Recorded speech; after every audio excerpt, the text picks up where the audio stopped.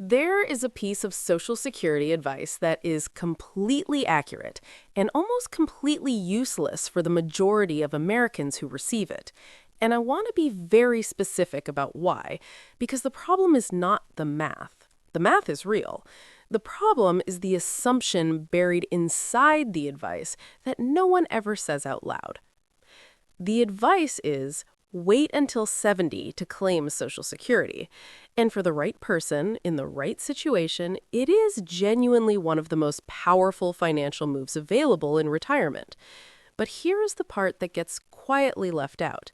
It only works if you can afford to wait. And for most Americans, that condition is not met. Let me tell you about Diane. Diane is 62. She worked for 35 years. She has $310,000 saved. She has no pension. She is tired, not lazy, tired.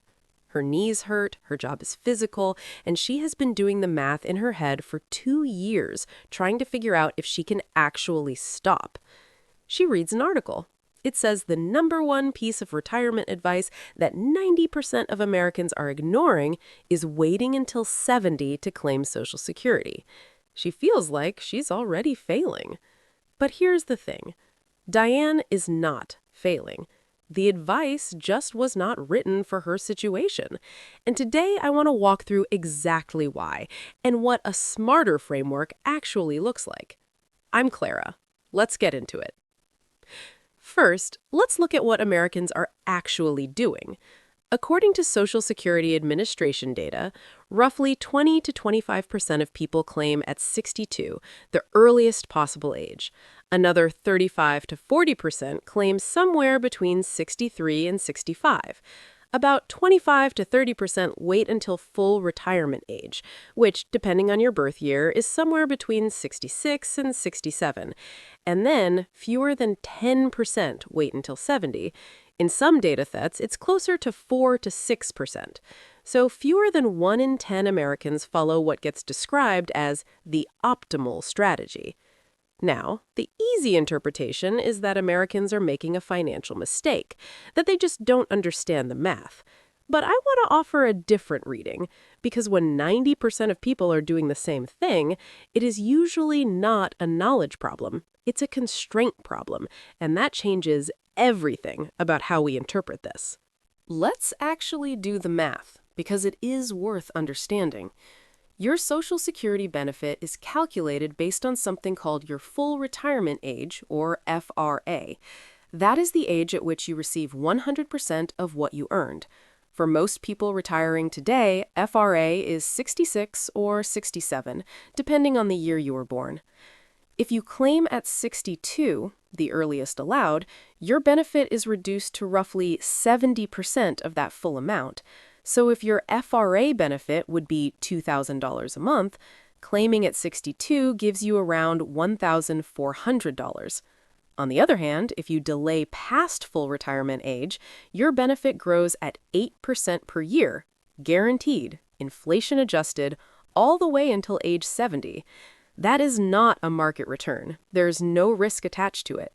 It is built directly into the Social Security formula by the SSA. So waiting from FRA to 70, roughly 3 years, increases a $2,000 monthly benefit to approximately $2,480, and waiting from 62 all the way to 70 takes that 1,400 check to 2,480. That is a 77% increase in monthly income for life, inflation adjusted. That number is real, and it matters, especially if you live a long time. The break-even, the age at which the total lifetime dollars received from waiting finally exceeds what you would have collected by claiming early, typically lands in the late 70s to early 80s. The exact number shifts depending on which two ages you're comparing, but the general range is consistent across the research. So if you live past 80, 82, 85, waiting likely paid off in total lifetime dollars. If you do not reach those ages, claiming earlier likely produced more total income. That is the core trade-off, and it is honest. Now, here's where I want to slow down, because this is the part most headlines skip entirely. The reason the math on waiting is so compelling is that it assumes one critical thing, that you have a way to cover your expenses from the time you leave work until the time you turn on Social Security. That bridge, the gap between stopping work and starting benefits, I call it the funded gap. And without it, the delay strategy doesn't just fail to help you. In some situations, it actively increases your risk. Let me show you exactly what I mean. Take two scenarios. Same person, retired at 62, $350,000 in savings, needs $40,000 per year to live. Scenario 1, delay until 70. For 8 years, there is no Social Security income. Every dollar of that $40,000 per year comes from the portfolio. That's an 11 to 12% annual withdrawal rate. To put that in context, a commonly referenced safe withdrawal guideline, built on decades of historical market data, is around 4%. An 11% withdrawal rate is not just elevated, it's in the range where even with modest positive returns, a portfolio can be severely depleted before the decade is out. And there's a compounding problem here. When you withdraw heavily from a portfolio in the early years of retirement and the market drops, even temporarily, you're locking in losses at exactly the wrong moment. This is called sequence of returns risk. It means the order of returns matters, not just the average. A bad stretch in years 1 through 3 can permanently damage a portfolio in a way that a bad stretch in years 20 through 23 simply cannot. So in scenario 1, yes, by age 70, you have a higher Social Security check. But you may also be looking at a portfolio that has dropped from $350,000 to somewhere between $100,000 and $150,000, depending on market conditions. And that's an optimistic estimate. Scenario 2. Claim at 62. Let's say the benefit is $1,500 a month, $18,000 a year.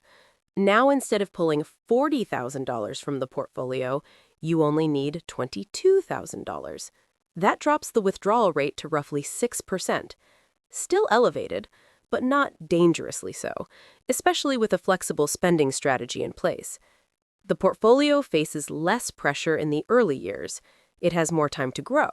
Sequence of returns risk is reduced, and the overall probability that the money lasts is meaningfully higher. Yes, the monthly Social Security check is smaller. That part is real. But the trade-off is a more stable portfolio, lower early retirement risk, and a plan that is actually executable, rather than one that looks good on paper and breaks down in year 3. That word, executable, is one I come back to a lot. Because the most important financial strategy is not the one with the highest theoretical upside. It is the one you can actually afford to implement without putting yourself in danger in the short term. You cannot optimize a strategy you cannot fund. Now, I want to be equally clear on the other side of this, because the delay strategy is genuinely powerful in the right situation. If you are likely to live a long time, strong family history, good health, especially if you are a woman, since women on average live longer than men according to actuarial data, the math on waiting gets more compelling with every year you add to that projection. If you are a higher earner with a larger portfolio, the funded gap is real for you. You can bridge it. You can convert a portion of your assets into a guaranteed, inflation-protected income stream that lasts for life. That is essentially what delaying Social Security does. It is longevity insurance you cannot buy anywhere else. If you are part of a married couple, especially if you are the higher earner, the stakes are even larger. When one spouse passes, the surviving spouse receives the higher of the two benefits, not both, the higher one. So the claiming decision you make does not just affect your monthly income, it determines the financial floor for your spouse if they outlive you. That is a decision worth making very carefully. Research from Dr. Wade Pfau and David Blanchett, both widely respected in retirement income research, shows that delaying Social Security can actually improve portfolio longevity and increase what is called the safe withdrawal rate, the percentage of your portfolio you can draw each year without running out of money. But, and this is the condition that matters, only if you have a sustainable way to fund the gap. If you do not, the strategy works against you. So let me give you a cleaner framework than wait until 70. Ask yourself 4 questions. 1. Do I have a funded gap? Can I cover my expenses from retirement until 70 without drawing so heavily on my portfolio that I create serious depletion risk? If yes, delay is worth serious consideration. If no, it may not be realistic. 2. What does my health picture look like? If your family history and personal health suggest you are likely to live well into your 80s or beyond, the math on waiting gets stronger. If your health picture is uncertain, the break-even calculus shifts. 3. Am I married, and am I the higher earner? If both of those are yes, the survivor benefit argument carries real weight. This decision affects 2 people, potentially for decades. 4. What problem am I actually trying to solve? If your goal is to maximize lifetime income in a long life, delay helps. If your goal is to protect a modest portfolio from early depletion, claiming earlier may actually reduce your risk, not increase it. I want to say something plainly here. The framing that 90% of Americans are ignoring the best Social Security advice, it implies a behavioral failure, that people are not listening or not thinking clearly. But when I look at the actual data on who is retiring in America, what their savings look like, and when they are leaving the workforce, the more honest interpretation is that most people are making a rational decision given their real constraints. They are not ignoring advice, they are implementing the plan that their situation allows. That is not a failure, that is people doing the best they can with what they have. And the advice, if it is going to be genuinely useful, needs to meet people where they actually are, not where a spreadsheet assumes they are. Here's what I personally believe, having spent a long time thinking about this. The question is never simply, what age should I claim? The question is, given my health, my savings, my spouse, my income needs, and my risk tolerance, what is the right claiming strategy for this household? Sometimes that answer is 70. Sometimes it is 62. Often it is somewhere in between. And I think the honest answer for a lot of Americans, the one that actually reduces risk and makes their plan sustainable, is to claim earlier than the headlines suggest, not because waiting is wrong, but because waiting without a funded gap is a strategy that sounds smart and creates real danger. Your numbers matter more than any general rule. There is something else worth naming before we close, and it does not show up in any spreadsheet. The desire for certainty, the psychological weight of not knowing when income will start, the peace of mind that comes from knowing there is a check coming every month, even if it's smaller than it could have been. These are real factors. They affect decisions, and they are not irrational. A retirement plan that looks optimal on paper but causes daily anxiety is not actually optimal. The best plan is one you can live inside of, calmly, sustainably, with some confidence in the future. That's worth something, maybe a lot. The right answer isn't the one that sounds smartest, it's the one you can actually afford to live. Think about that. If this one helped you see something differently, that is all I ever hope for. Give it a like if it was worth your time, and if someone you care about is figuring out retirement right now, share this with them.